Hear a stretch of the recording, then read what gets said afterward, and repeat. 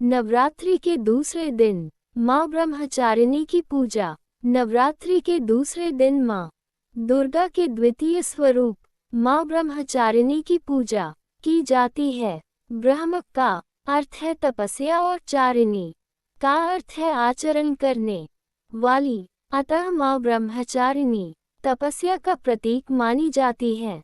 माँ ब्रह्मचारिणी की कथा। माँ ब्रह्मचारिणी का जन्म हिमालय राज के घर हुआ था।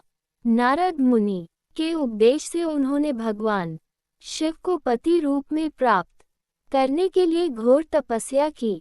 हजारों वर्षों तक उन्होंने केवल फल फूल खाकर जीवन व्यतीत किया और फिर कई वर्षों तक निर्जल और निराहार रहकर कठिन तपस्या की। उनकी इस कठिन तपस्या से सभी देवता ऋषि मुनि प्रभावित हुए और अंततः भगवान शिव ने उन्हें अपनी अर्धांगिनी के रूप में स्वीकार किया।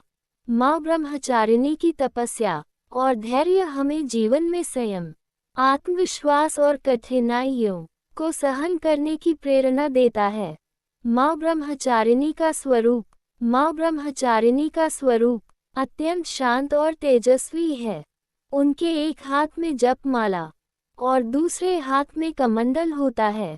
वे श्वेत वस्त्र धारण किए हुए हैं और उनके मुख पर तेज और धारण किए हुए हैं और उनके मुख पर तेज और करुणा दोनों झलकते हैं। माँ ब्रह्मचारिणी की पूजा विधि। प्रातः स्नान कर स्वच्छ वस्त्र धारण करें। पूजा स्थल पर माँ ब्रह्मचारिणी की प्रतिमा या चित्र स्थापित करें। उन्हें सुगंधित फूल, चंदन, अक्षत, रोली और कुमकुम अर्पित करें। दूर्वा, बिल्व पत्र और सफेद फूल चढ़ाएं। माँ को दूध, दही, शक्कर और पंचामृत का भोग लगाएं। ओम ऐं ब्रह्मचारिण्ये नमः मंत्र का जाप करें। अंत में माँ की आरती करें और प्रसाद बांटें।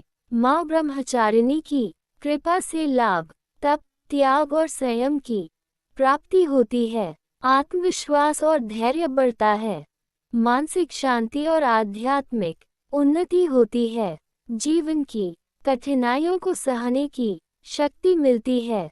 माँ ब्रह्मचारिणी की उपासना से हमें ये संदेश मिलता है कि जीवन में धैर्य, साधना और समर्पण के माध्यम से हम अपने लक्ष्य को प्राप्त कर सकते हैं।